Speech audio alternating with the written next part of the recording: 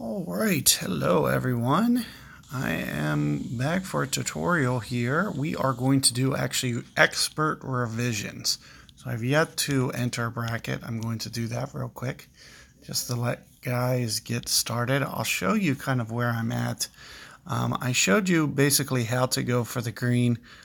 Don't think you really need a revision on that, because I basically pulled it off. So I'm gonna kind of dial it back here. And here I have an Apoc 5 on this account. And we are just going to basically shoot it off the fairway and push it towards the green this time. Unlike yesterday when I was able to give it a run for the green. You obviously can see what it's going to take to use that shot. It's going to be a little bit challenged with a POC 5. So I'm going to, I do think it can probably be done. It would be better though with a snow globe. So if you have those, and what I usually do when I'm doing this fairway shot is I adjust my spin off of this fairway so I can see how it's virtually going to bounce off of this fairway. And you can see kind of where I'm aiming. I'm just going to, pop it up short of that bunker, but kind of right at it with some right spin, and just kind of, spin it away from the trees. And you can see it does get kind of close, but you want to avoid that bunker. Now I do think, with a Berserker, you could probably thread it up there. The one thing I am a little hesitant about is I have a feeling that it could roll on the front of the green. So, and plus I just want to, just in case you have a Thor, for example, or Extra Mile, you can kind of model my tee shot there.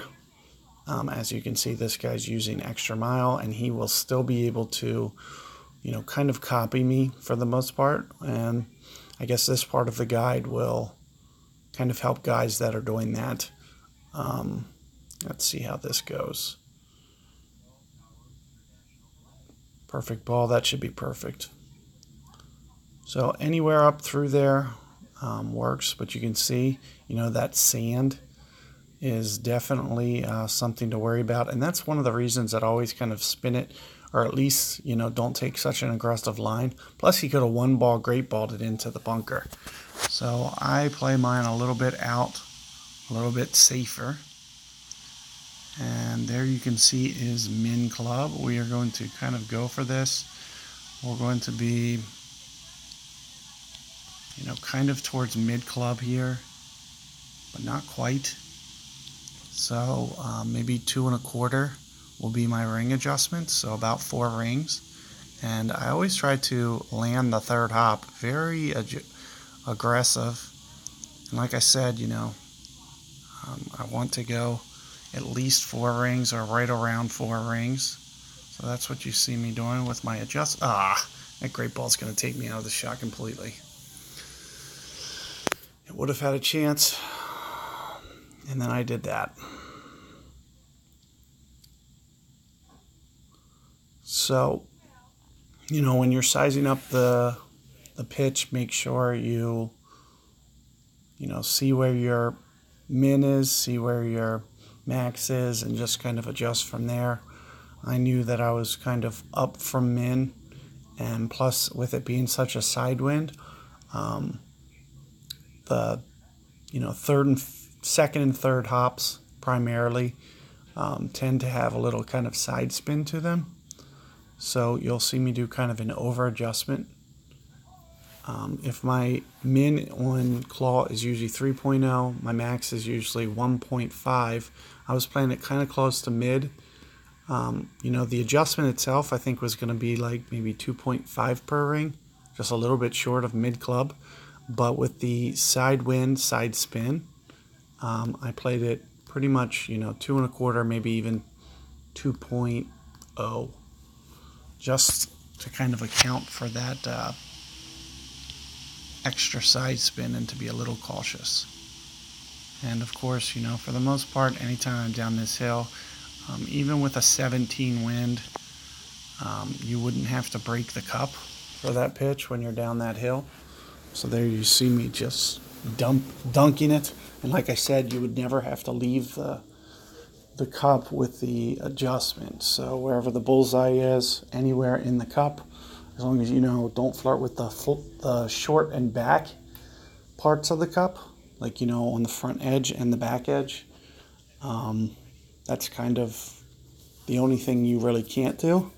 But in terms of, you know, leeway right to left, very difficult to miss that dunk.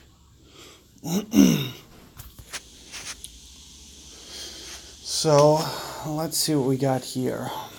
Now we're probably going to have to go old school because I cannot do the Thor shot that I usually do. The way that I used to play this shot, and pretty much still to this day play this shot. This is the way that I originally maxed, and it's very easy. In fact, the cup's very receptive to this these days. You can see I'm playing right around 5 rings. In addition to that, you're going to see about half curl, more or less.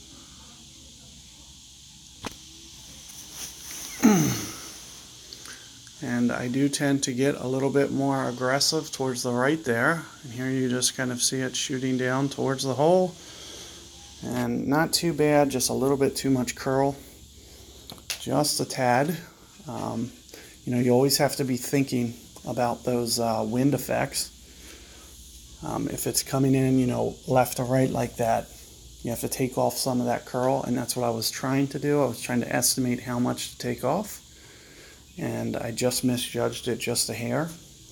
But as receptive as the hole has been, kind of like a vacuum, you know, my rate of making it on this method has increased. You know, it's probably at least doubled, because basically all you have to do is just hit the cup's edge and it just sucks right in. So even with some speed, you know, I've been able to get this one a lot easier in the past few weeks, ever since that last update. So it's been like a week and a half now, I guess. So good luck with that first hole.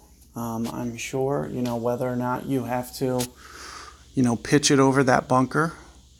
The best advice I can give you, get up as close to min short iron as possible.